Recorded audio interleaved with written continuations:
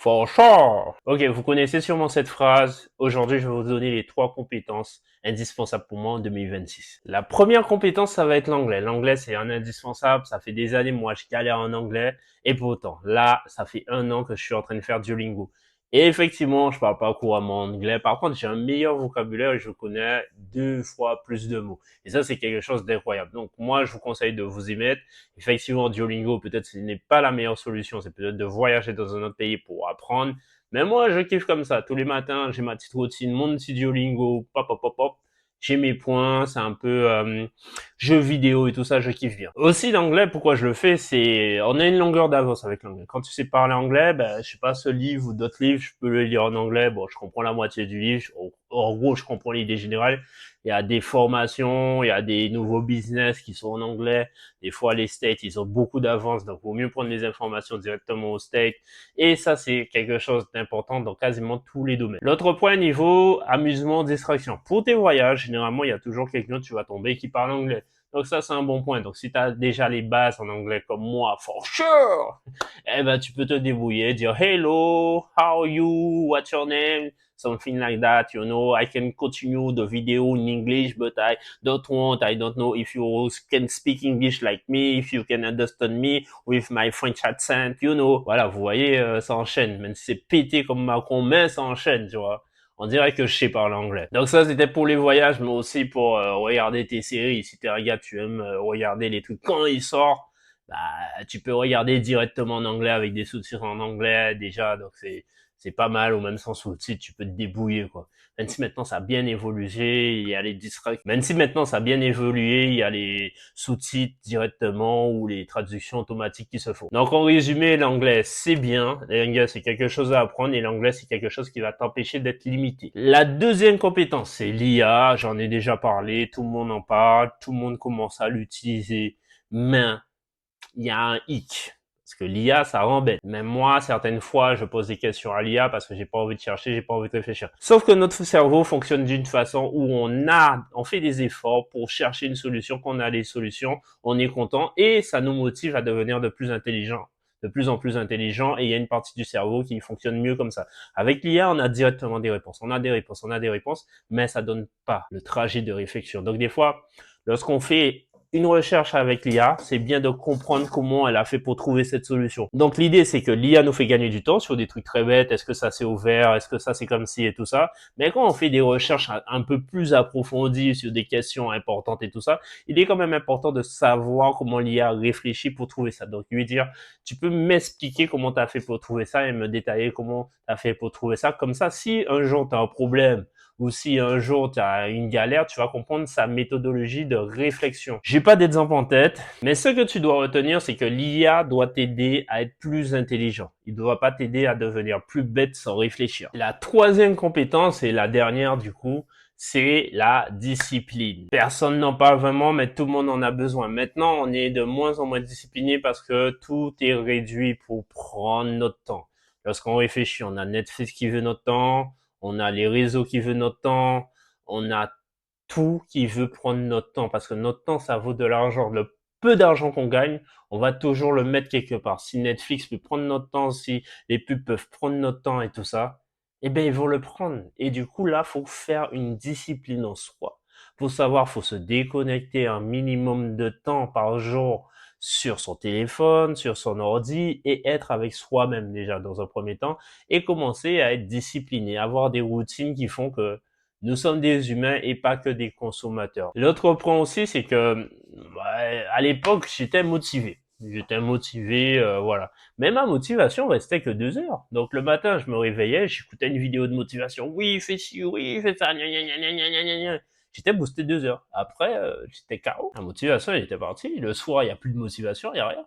C'est la discipline qui reste. Le soir, quand t'as une journée de merde et tout ça, tu rentres chez toi, t'as envie de faire quoi? Te poser, manger des chips et tout ça. Non, c'est la discipline. Si t'as une discipline, tu vas dire, j'ai une journée de merde, ok, pas grave, je reste sur mes principes. Je craque pas. Et c'est ça le changement. Parce que même si t'es motivé, même si t'es discipliné, il y a un truc qui arrive. C'est que tu vas commencer à mettre une routine en place. Je ne sais pas, faire du sport tous les jours ou 10 minutes de sport, ça c'est bien aussi. La méditation ou la lecture et tout ça. Ok, cool. Tu fais ça 1 semaine, 2 semaines, c'est super, c'est incroyable. Tu fais ça 1 mois, 2 mois. Quatrième mois, qu'est-ce qui va t'arriver? Tu vas tomber malade.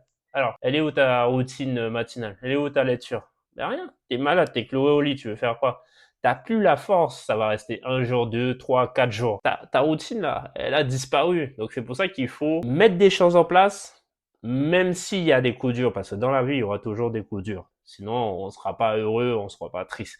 Donc, continuer sur sa lancée, même si on va avoir des coups durs. Et ne pas s'affliger le fait, oh, je suis trop nul, regarde, je l'ai pas fait aujourd'hui et tout ça. Faut te dire que, ok, tu l'as pas fait aujourd'hui. J'accepte. Je suis d'accord, je l'ai pas fait. Demain, je vais le faire. Mais arrêter de s'apitoyer sur son sens, c'est quelque chose de très important aussi. Un autre point sur la discipline aussi, c'est d'écouter son cerveau, de l'écouter. Par exemple, bon, ça fait pas tout le temps. Des fois, quand je voulais prendre ma douche chaude, bon, je sais pas si ça sert à quelque chose, des fois, ça motive quand même. Pour moi, après, ça dépend des personnes aussi, j'ai vraiment pas envie de faire quelque chose. J'entends mon cerveau. Il me dit, j'ai pas envie. Et quand j'entends j'ai pas envie, je me dis, ah bon, t'as pas envie. Donc c'est toi qui décides. Des fois, bon, ça peut paraître fou. Dis-moi, ça peut me penser que je suis fou ou tu es fou, on est fou, on s'en fout.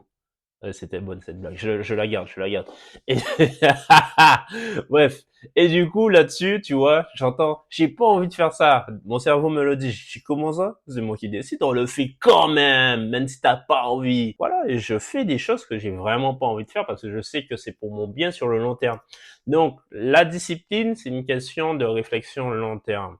T'as envie d'un fast-food, court terme, c'est très bien parce que tu vas être content, mais long terme, tu vas te sentir mal. Simple. Encore un exemple à la con. À l'époque, j'aimais bien manger le KFC à bucket et tout ça.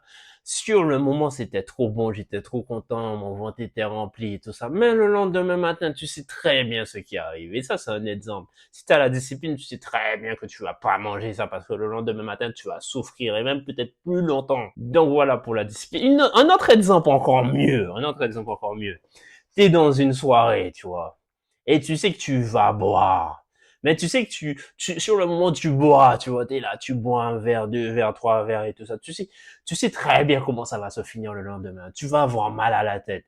Mais sur le court terme, là, la soirée, il faut que tu bois parce que ça va être bien. Mais le lendemain, tu souffres. Donc c'est surtout ça, se rappeler que toujours avoir une vision long terme. Et maintenant pour la discipline, c'est toujours mettre une règle de 3. Donc si c'est une routine ou quelque chose comme ça que tu dois faire tous les jours, c'est que tu vas faire la règle des 3 jours.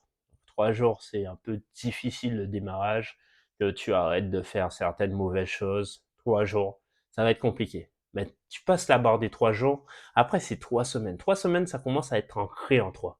Tu vois, t'es là, tu fais, ah ouais, j'ai l'habitude là, je me sens bien, tu commences à sentir les effets. Et au bout de 3 mois, c'est la norme. Tu vas le faire tous les jours sans y penser, c'est basique, tu vas. Et puis voilà, c'est comme la salle. Les gens, ils ont commencé début de l'année, généralement, 3 jours. Ils essayent 3 jours, mais ça fait mal parce que déjà, ils vont charger, ils vont avoir leur ego et tout ça. 3 jours, ah, il y en a, ils vont abandonner. Ça va aller vite. Et on le voit dans la salle. Ben, moi, j'y vais toujours, mais bon. Après, ça va être 3 semaines. Et les 3 semaines, ils sont là, tu vois, ils commencent à sentir le bien-être, même s'ils souffrent, ils ont des courbatures, ils sont là, mais ils sont là, ils disent, ah, je me sens, j'ai un peu plus de souffle, je me sens un petit peu plus fort, quelque chose comme ça. Et au bout de 3 mois, ils se posent plus la question, cette semaine, je vais aller à la salle combien de fois? Non, ils y vont, tout simplement. Donc, généralement, ces histoires de discipline, de routine, ça se fait sur 3 mois. Donnez-vous 3 mois quand vous lancez dans des bonnes habitudes. Et dernier point sur la discipline. Si t'as pas la discipline, bah tu vas pas apprendre l'anglais, hein, je vais pas te mentir, hein. Donc moi c'est tous les jours, j'ai appris des mots, tous les jours je fais mon Duolingo. Ni tu vas pas spécialement progresser en IA, je pense pas, ni dans quoi que ce soit. Quelque chose à se rappeler, c'est que le talent ça impressionne, mais la discipline ça enrichit. Donc for sure, on finit cette petite conclusion par vous dire que l'anglais, l'IA, la discipline. Donc tu travailles ces 3 compétences en 2026, tu pourras avoir une belle longueur d'avance sur les autres. Donc on se donne rendez-vous dimanche prochain pour une autre vidéo. Tu peux me dire en commentaire ce que tu veux comme vidéo. Et bye!